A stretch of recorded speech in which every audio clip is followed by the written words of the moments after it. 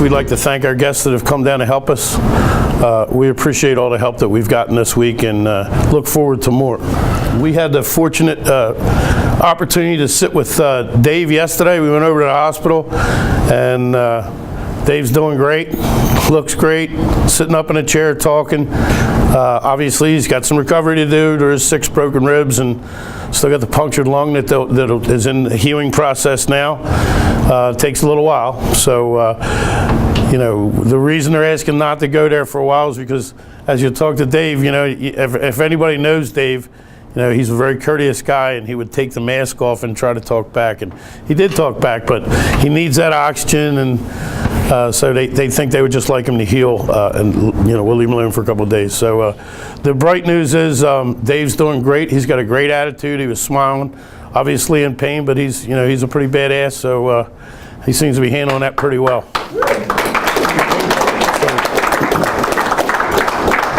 So, you know, our next focus was to make sure that this can't happen to somebody again. And I don't see Eric, but some of the guys from 18, they went down yesterday and they really secured 18. They looked at what was going on, and what happened to Dave can't happen again. Right now, it cannot happen again. Along with that, they looked at other energy on jobs that we do. We have over probably 1,000, but there's probably over 1,000 of them in the plant. We'll be looking for them. We're going to go through these lists. We're going to hand them out. We're going to ask everybody, our operators, everybody to look at these lists and say, should we really be doing these jobs with energy on, period? I'd like to say that we're hoping to say, no, we're not going to do things with energy on the job, period. Right? We're going to do the best we can to eliminate them all. So that was a great thing, and they did a great job down there, and you know, they're working through some issues, and they may have some issues when they start up, and they're going to have to you know, check and adjust, shut down, maybe make some changes. But the fact of the matter is, they know that they have the ability to say, no, I'm not going to run it under these conditions. I'm not going to put myself in that situation. We spent the last couple of days walking around, meeting with different people, and telling them the exact same thing. It's not okay to put ourselves at risk.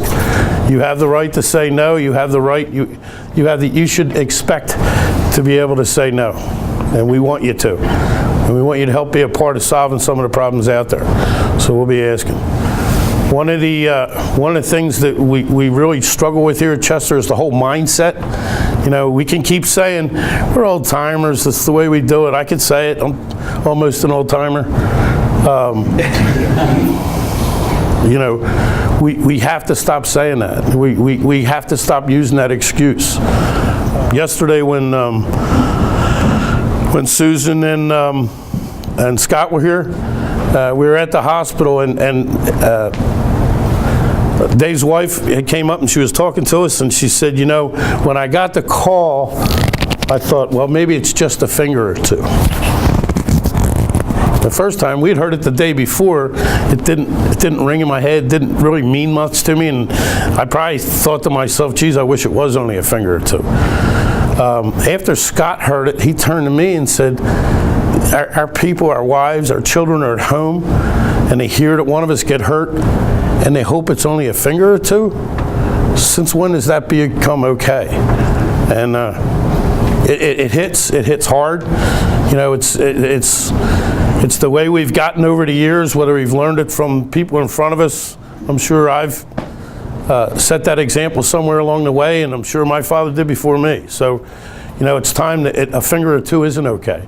A fingernail isn't okay. And we own that, right? And we have to own that. We have to be the ones to say, I'm not going to put a finger or two at risk. I'm not going to put anybody's finger or two at risk. So, you know, I thought it was for me, it was a very striking point. I told Simon just a little while ago on the way home yesterday, I thought to myself, and I was actually thinking of, where is he, band camp, that, you know, what's the first thing, who all has kids here? In the hospital, when that baby was born, what was the first thing you did? You counted their fingers and their toes. When the hell did we stop counting? We don't stop counting. They're our fingers and our toes. They belong to be born with us, and they belong to go to the grave with us. right? And that means for all of it. So, you know, it does mean a lot that everything that happened as well as it did. The rescue team, I'm going to tell you, you know, if I ever go down, I hope I'm around these people.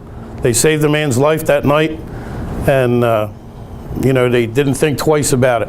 Our CERT team performed absolutely stunning. Our people that weren't even CERT members performed absolutely stunning, and they actually saved the man's life, and that really means a lot to us, and we're going to find a way to make that very visible. So, you know, we all owe them a great piece of gratitude, whether they were there or not. These people are here for us, fire brigade, all of them. They're here on their own free will to help save us when we need them. Our job is to not need them, right?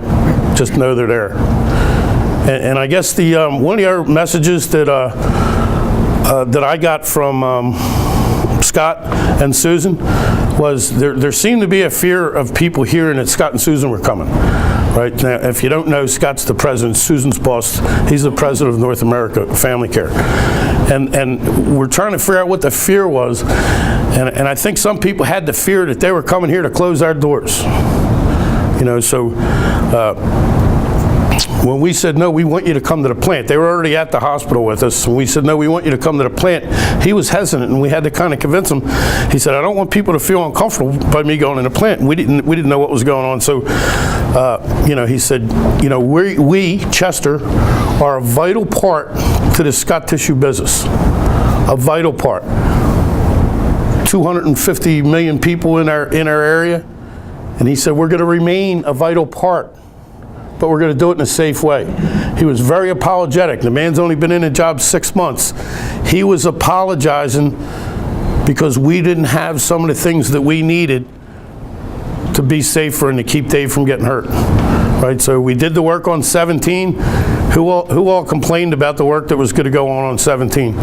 Any paper makers in here? Don't act like we all looked forward to it. We didn't. We all raised a lot of hell about it.